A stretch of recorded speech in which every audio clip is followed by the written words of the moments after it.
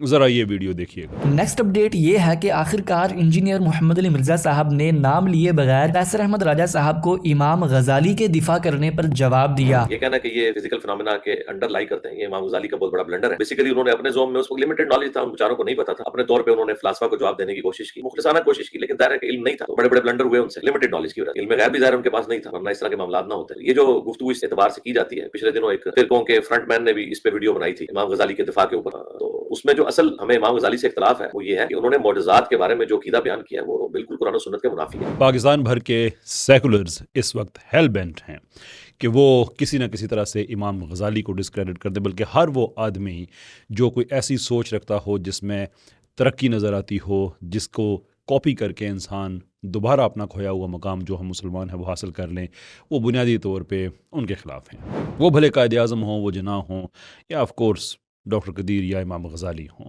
تو جب پاکستان کے سیکولر اس وقت امام غزالی کے پیچھے پڑے ہوئے ہیں تو یہ کیسے ہو سکتا ہے کہ جو ہمارے آر سی ایمز ہیں وہ پیچھے رہ جائیں، یعنی کہ جو ان کی مشترکہ ڈارلنگ ہیں سب کی، مین اٹس سمپلی امپاسبل کہ وہ ایک نیریٹو کو پیڈل کر رہے ہوں اور ہمارے شیر محترم جو جہلم کے ہیں وہ پیچھے رہ جائیں۔ تو اب ضروری ہے کہ انہوں نے پھر چونکہ یہ حرکت کی ہے، اور پھر میرے حوالے سے کہ یہ پتہ نہیں اب یہ کیوں نہیں رہ سکتے، مجھ پہ ویڈیو بنانا بند کیوں نہیں کر سکتے۔ خیر کرتے ہیں، وہ ان کا حق ہے، میں اس کو برا نہیں سمجھتا، لیکن جب وہ نام لے کے مس لیڈ کریں گے تو پھر جواب دینا ضروری ہے۔ اور جو باتیں انہوں نے کہیں امام غزالی کے متعلق کہ وہ کم علمی ہے اور لمیٹڈ نالج ہے، اٹس ایکسٹراڈنری کہ دیکھیں جاہل ہونا کوئی بذات خود بری بات نہیں ہوتی، لیکن ایک پر اعتماد جاہل ہونا یہ معاشرے کے لیے بڑی بری بات ہوتی ہے۔ یہ ہمارے انجینئر صاحب جو ہیں یہ صرف جاہل آدمی نہیں ہیں، یہ بڑے پر اعتماد جاہل ہیں کہ یہ امام غزالی کو کہہ رہے ہیں کہ لمیٹڈ نالج ہے اس وجہ سے وہ نہیں کر سکے، حالانکہ امام غزالی نے تحافت کے یہ 17ویں گفتگو میں جو گفتگو کی ہے، آج تک فلسفے کی اور سائنس کی دنیا ایک ورطۂ حیرت میں مبتلا ہے کہ اس لیول کی گفتگو بھی اس گہرائی میں جا کے کی جا سکتی ہے۔ اور ان کے کام کو کتنے لوگوں نے بعد میں ڈیولپ کیا، ان کے کام کی ڈیفرنٹ ویریشنز لے کے آئے، لائبنز لے کے آئے، ہیوم، برٹن رسل، اپنے اپنے طریقے سے۔ ظاہر سی بات ہے کہ جو امام غزالی کا کام ہے وہ یہ ہے کہ ایک تھیولوجیکل فریم ورک میں انہوں نے کوزیلٹی کو پریزنٹ کیا۔ اب برٹن رسل ایز این ایگنوسٹک وہ اس کو ایک تھیولوجیکل فریم ورک میں تو نہیں لے کے آ سکتا، لیکن بہرحال اس نے بھی کوزیلٹی کو ڈینائی کیا کہ یہ ایک میٹافزیکل چیز ہے، اس کا کوئی تعلق نہیں ہے۔ ہیوم نے تو صاف کہہ دیا کہ دو چیزیں اگر کورولیٹ کر رہی ہیں تو وہ ایک کے بعد دوسری ہے، یا ایٹ لیسٹ وہ ایک سیکوینس میں چل رہی ہیں، اس میں کوئی کوز نہیں ہے۔ وہ تو روئی اور آگ کی ایگزامپل سے بہت آگے جا کے ایگزامپلز دیں، بولز کی کہ ایک بال دوسرے کو لگتا ہے اور اس سے ہٹتا ہے، تو ہمیں یہ نظر آیا کہ ایک بال جو ہے وہ موو کیا اور اس کے بعد ایک اور بال نے موو کیا، کوزیلٹیز میں کہاں پہ ہے۔ اس طرح کی ایگزامپلز آپ کو مل جائیں گی ہیوم سے، لیکن چونکہ وہ یورپین ہے، رنگ اس کا سفید ہے، تو انجینئر صاحب کو کوئی اعتراض بھی اس پہ نہیں ہوگا، لائبنز پہ نہیں ہوگا، برٹن رسل پہ نہیں ہوگا، لیکن غزالی سوال ہی پیدا نہیں ہوتا۔ مسلمانوں میں عقل مند آدمی کیسے ہو سکتا ہے پیدا؟ اب آتے ہیں کہ غزالی کا جو اصل کام ہے کیا۔ میری ایک تفصیلی ویڈیو ہے، اگر آپ اس وقت یوٹیوب پہ دیکھ رہے ہیں تو آپ کو اس کا کارڈ نظر آ رہا ہوگا، آپ اس پہ کلک کر کے وہ دیکھ سکتے ہیں۔ اگر آپ فیس بک پہ دیکھ رہے ہیں تو آپ کو یوٹیوب پہ آنا ہوگا، وہاں سے آپ کو لنک مل جائے گا کہ امام غزالی نے تھیولوجیکل فریم ورک میں کوزیلٹی کو اس طرح سے پریزنٹ کیا کہ انہوں نے کنٹینجنسی آرگومنٹ کو یوز کرتے ہوئے جو کازز ہیں ان کو نیسیسری سے کنٹینجنٹ سٹیٹس دیا، جو کہ عین اسلام ہے، بالکل اسلام کے مطابق ہے، اس لیے کہ چیف کوز ہر چیز کا ایک ہی ہے، وہ اور اللہ تعالیٰ کی ذات ہے، اللہ تعالیٰ کی ذات ہے وہ۔ غزالی یہ کہتے ہیں کہ جب آگ روئی کو دکھائی جائے تو روئی جلے گی، اس میں کوئی شک نہیں ہے، اور وہ اس کوزیلٹی کو بالکل ڈینائی نہیں کرتے ہیں۔ یہ سراسر جھوٹ ہے۔ یہ رینن جیسے جو اورینٹلسٹ تھے انہوں نے اپنی طرف سے ایک تنقید لکھی، اور ہمارے جو دیسی سیکولر ہیں انہوں نے صرف رینن کی تنقید کو پڑھ کے تحافت الفلاسفہ میں سے کسی نے نہیں پڑھی۔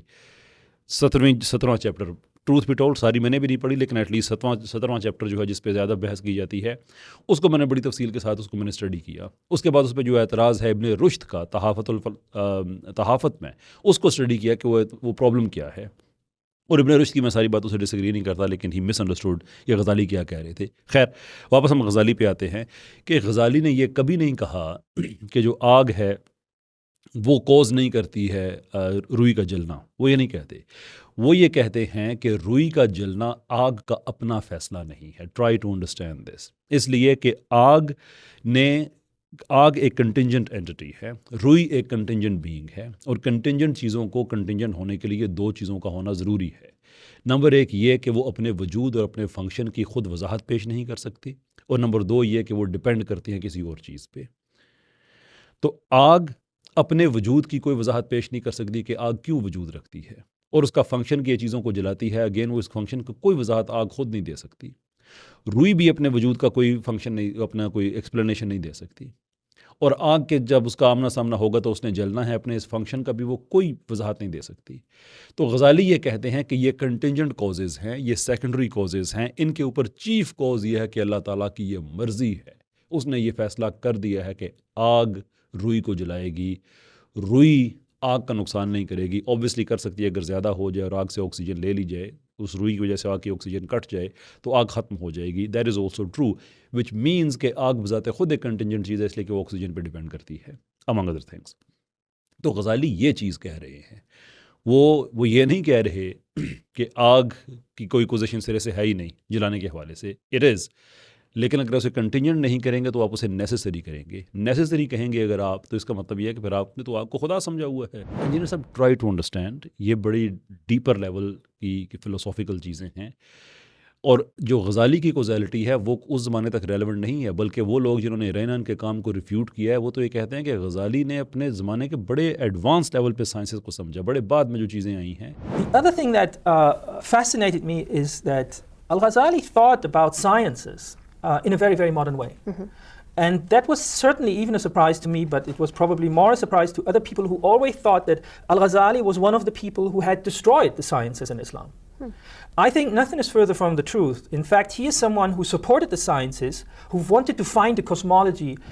ایون آج بھی میگل یونیورسٹی نے پورا تھیسس لکھا ہوا ہے کہ آج کوانٹم فزکس میں جو غزالی کے آئیڈیاز ہیں وہ کیسے امپلیمنٹ ہوتے ہیں، کیونکہ جو کوزیلٹی ہے کلاسیکل فزکس میں بالکل ایسے ہی لط و معلول کا سلسلہ نظر آتا ہے، لیکن جب آپ سب ایٹامک لیول پہ جاتے ہیں، کوانٹم لیول پہ جاتے ہیں، تو وہاں پہ کوزیلٹی کا بیہیویئر اس طرح سے نہیں ہے جس طرح سے آپ کو کلاسیکل فزکس میں نظر آتا ہے۔ ایک ہے نا کہ آپ کا جو طریقہ کار گفتگو کا ہوتا ہے کہ ہم جنوں کے پیو ہیں اور ناست ہوں، and all that type of stuff, بازاری لینگویج، عوامی انداز لیکن وہ آپ کی ایک خاص طرح کی ایک سننے والے لوگ ہیں، آپ کو اچھا لگتا ہے کہ علی بھائی نے تو آج فلاں بابے کو یہ کر دیا وہ کر دیا۔ کائنڈلی غزالی، اوکیجنلزم، کنٹینجنسی آرگومنٹ، ان چیزوں کو آپ ہاتھ نہ ڈالا کریں، یہ آپ کے نہیں ہے آپ کی کیپیسٹی، اور میرا ہمیشہ سے میں کہتا ہوں کہ بات ہر آدمی کو کرنی چاہیے لیکن تھوڑی سی ریسرچ بیسڈ ہونی چاہیے۔ ایسا نہیں ہے کہ سیکولرز لگے ہوئے ہیں اور آپ بھی ان کے پیچھے ہاتھ دھو کے ایسے ہی کہ انہوں نے کہا ہے تو ٹھیک ہی کہا ہوگا، یہ طریقہ کار ٹھیک نہیں ہے۔ ٹرائی ٹو انڈرسٹینڈ کہ غزالی کس لیول پہ بات کر رہے ہیں۔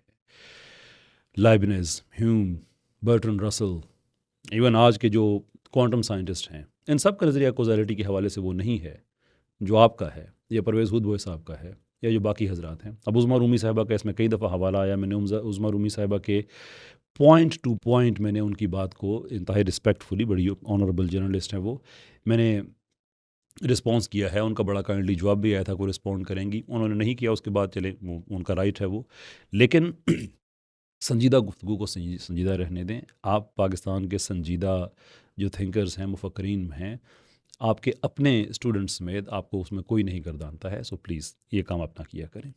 لیکن یہاں پہ میں آگے میں بڑھنا چاہتا ہوں، ایک دو چیزیں اور ہیں، لیکن میں ایک بڑی ضروری چیز ہے، میں اس کی وضاحت کرنا چاہتا ہوں کہ آخر کار ہمارے ان RCMs کو اور سیکولرز کو مسئلہ کیا ہے۔ مسئلہ ہے ان کا بڑا سمپل، اور وہ یہ ہے کہ ہم نے مسلمانوں کو ایک پرٹیکولر ڈائریکشن میں لے کے جانا ہے کہ اگر انہوں نے ترقی کرنی ہے، اور وہ یہ ہے کہ مٹیریلزم کو، سیکولرزم کو اڈاپٹ کر لو، اگر تم اسلام کے ساتھ نہ تھی رہے تو تم نے ترقی نہیں کرنی ہے۔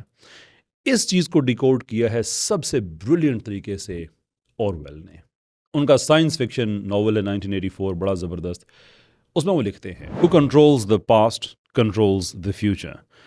Who controls the present controls the past. یعنی کہ جس نے آپ کے پاس پہ قبضہ کیا ہوا ہے وہ آپ کے فیوچر پہ قبضہ کرے گا، اور اوبیسلی جس نے آپ کے حال پہ قبضہ کیا ہے وہ آپ کے ماضی پہ قبضہ کرے گا۔ مطلب کیا ہے اس بات کا؟ اس بات کا مطلب یہ ہے کہ اب مسلمان ترقی کرنا چاہتا ہے، وہ آگے بڑھنا چاہتا ہے۔ میں اورویل نے مسلمانوں پہ تبصرہ نہیں کیا، لیکن اس کی بات کو میں اپلائی کر رہا ہوں with in the context of our conversation کہ ہمارے یہ سیکولرز اینڈ RCMs کیوں پیچھے پڑے ہوئے ہیں غزالی کے اور جناح کے اور اقبال کے اور باقی سارے لوگوں کے، کہ ہم نے اگر ترقی کرنی ہے تو ہمارے پاس دو ایونیوز ہیں۔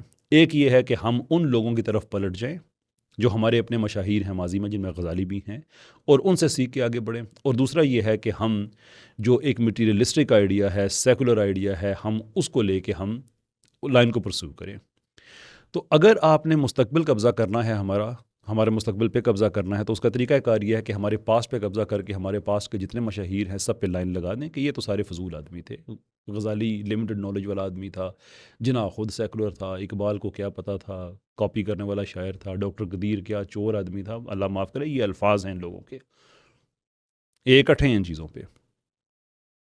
انجینئر صاحب کے حوالے سے پتہ نہیں ڈاکٹر قدیر کے بارے میں کیا وہ سمجھتے ہیں، خود بھی پاکستان کے ایسے اداروں میں وہ کام کرتے رہے ہیں. لیکن جو باقی مجموعی طور پہ طبقہ ہے، اور پرٹیکولرلی اس پہ تو غزالی پہ تو آپ انجینئر صاحب بھی ان کے ساتھ مل گئے ہیں، کہ انہوں نے یہ دکھانا ہے کہ تم لوگوں نے ترقی کرنی ہے تو تم نے پھر جانا ہے اس طرف جہاں پہ آپ کو سیکولرزم اور مٹیریلزم نظر آتا ہے. اس طرف نہیں جانا جہاں پہ میٹا فزکس اور سائنس کو اکٹھے ہی انٹرٹین کیا جاتا تھا، جو کلاسیکل ایرا ہے ہمارا، جو پوسٹ کلاسیکل ایرا ہے ہمارا، غزالیان ایرا ہے، اس طرف نہیں جانا. اصل پرابلم یہ ہے کہ یہ لوگ کہیں اس طرف جا کے، یہ ایسا نہ ہو کہ جو ہمارے پاس جو ٹاسک ہے پاکستان میں کہ لوگوں کو ہم نے سیکولرزم کی طرف لے کے جانا ہے، یہ کہیں اس سے ہٹنا چاہیں. اصل جو مین پرابلم ہے ان کا یہ ہے. اب آپ انجینئر صاحب کی حالت دیکھیں کہ وہ فرما رہے ہیں کہ بڑے بڑے لوگوں سے غلطی ہو جاتی ہے. سنیے گا ذرا. اللہ کے بندوں، اتنے بڑے بڑے لوگوں سے اتنے بڑے بڑے بلنڈر ہوئے ہیں کہ آپ کی سوچ ہے. یہ اللہ تعالیٰ نے انبیاء کو ہی خاصہ دیا کہ ان کے ساتھ وحی کی تائید ہو. غیر انبیاء، بڑے سے بڑا کوئی انسان ہو، اسے کہیں نہ کہیں غلطی لگ سکتی. لیکن جب بات آ جاتی ہے گورا بہادر پہ تو پھر یہ سنیے. آپ نے گوروں کو کیا سمجھا یہ آپ لوگوں کے اندر اس طرح کی دو نمبریاں پائی جاتی ہیں. وہاں تو بھائی زیرو ٹالرنس ہے. جو لوگ کاپی رائٹس کے اوپر چاہت فتح علی کا وہ 28 ملین والا کلپ اڑا دیتے ہیں، وہ تم لوگوں کو کیا سمجھتے ہیں؟ وہ کسی کو کچھ نہیں سمجھتے بھائی. ان کے لیے سب سے پہلے رولز اور ریگولیشن. میں یعنی وثوق سے سمجھتا ہوں کہ گورا بھائی بالکل یاد نہیں کرتا. جو کتاب کی فوٹو کاپی نہ کرنے دے، جو پائریٹڈ سافٹ ویئر نہ یوز کرنے دے، جو لیرکس کو کاپی نہ کرنے دے، ٹھیک ہے، ان سے آپ ایکسپیکٹ کر رہے ہیں کہ وہ اس طرح کسی کا کام چوری کر کے اسے نوبیل پرائز دے دیں گے. یعنی غزالی کی باری ہے تو بھئی غلطی تو کسی سے ہو سکتی ہے، آقا پہ آئے تو پھر نہیں. اس سلسلے کو یہاں پہ روکتے ہیں. ہر بار کی طرح میری جو ایڈوائس ہے وہ انجینئر صاحب کے جاننے والوں، سننے والے ان کے جو اسٹوڈنٹس ہیں، کہ کائنڈلی ان صاحب کو منع کیا کریں. یہ ان کی ڈومین نہیں ہے. شرمندگی آپ لوگوں کو اٹھانا پڑتی ہے. میں اچھے دل سے آپ کو مشورہ دیتا ہوں. بہت شکریہ آپ کا. السلام علیکم.